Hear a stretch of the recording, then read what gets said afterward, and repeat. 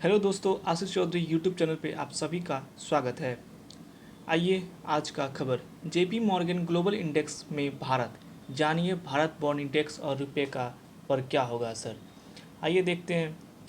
भारत बाजारों के लिए बड़ी खबर है। तकरीबन 10 साल के लंबे इंतजार के बाद भारत ने इमर्जिंग मार्केट्स के लिए ग्लोबल बॉन्ड इंडेक्स में अपनी जगह बनाने जा रहा है। जेपी मॉर्गन ने बताया है कि भारत को उसके इमर्जिंग मार्केट डेट इंडेक्स में जून 2024 में शामिल किया जाएगा।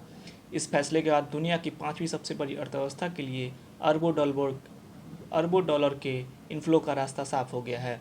जेपी मॉर्गन की ओर से जारी बयान के मुताबिक भारतीय बॉन्ड्स को इमर्जिंग मार्केट इंडेक्स में 28 जून 2024 को शामिल किया जाएगा। जेपी मॉर्गन इंडेक्स पर भारतीय बॉन्ड्स का मैक्सिमम वेटेज 10% होगा। फिलहाल 23 भारतीय सरकारी बॉन्ड्स इंडेक्स के लिए एलिजिबल हैं। इसकी कंबाइंड नेशनल वैल्यू है 330 अरब अमेरिकी डॉलर। ग्लोबल बॉन्ड इंडेक्स में आईजीबीएस को 10 महीने की अवधि में क्रमबद्ध किया जाएगा, जो कि 28 जून 2024 से शुरू होकर 31 मार्च 2025 तक होगा। यानी हर महीने की 1% आईजीबीएस को शामिल किया जाएगा। इसके बाद भारत के जेडीई ग्लोबल डाइवर्सिफाइड इंडेक्स में शामिल की संभावना है। Asia local currency bond index Bharat को अपने शामिल करेगा। यह जीबीआई ईएम जीडी के टाइम फ्रेम के मुताबिक होगा। साथ ही इसका वेटेज 18.48% हो सकता है।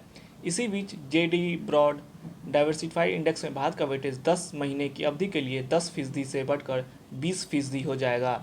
भारतीय सरकारी बॉन्ड्स को इमर्जिंग मार्केट डेट इंडेक्स में शामिल करने के जेपी मॉर्गन के फैसले पर वित्त मंत्रालय के सेक्रेटरी अजय सेठ का कहना है, यह स्वागत करने योग्य पहल है। साथ ही यह भारतीय अर्थव्यवस्था को भरोसों को दर्शाता है।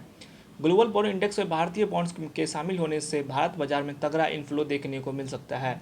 आईसीआईसीआई डायरेक्टर के मुताबिक अगले 6 से 8 महीने में भारतीय बॉन्ड मार्केट में 40 से 50 अरब का इनफ्लो कर सकता है।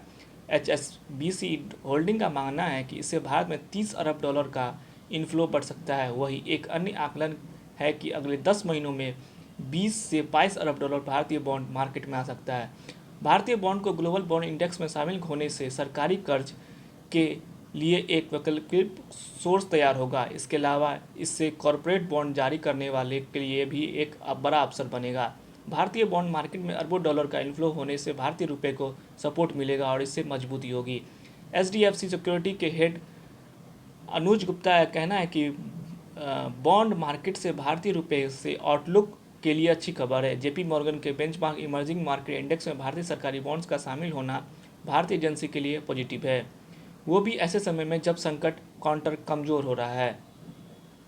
अनुज गुप्ता कहते हैं कि इंडेक्स प्राइवेट भारतीय सिक्योरिटीज़ को जेपी मॉर्गन सरकारी बॉन्ड इंडेक्स में 28 जून 2024 से शामिल करेंगे। इससे बॉन्ड इनफ्लो बेहतर होगा। इंडेक्स में भारतीय बॉन्ड्स का वेटेज 10% होगा। इससे एक अनुमान है कि 20 से 25 अरब डॉलर का इनफ्लो देखने को मिल सकता है। साल 2014 में भारतीय बॉन्ड में नेट विदेशी इनफ्लो करीब 26 अरब डॉलर रहा है। इस साल 20 सितंबर तक करीब 3.5 अरब डॉलर का इनफ्लो आ चुका है, इसलिए अभी और इनफ्लो आना बाकी है। भारतीय बॉन्ड्स का इंडेक्स में होना यह दर्शाता है कि भारतीय अर्थव्यवस्था मजबूत है।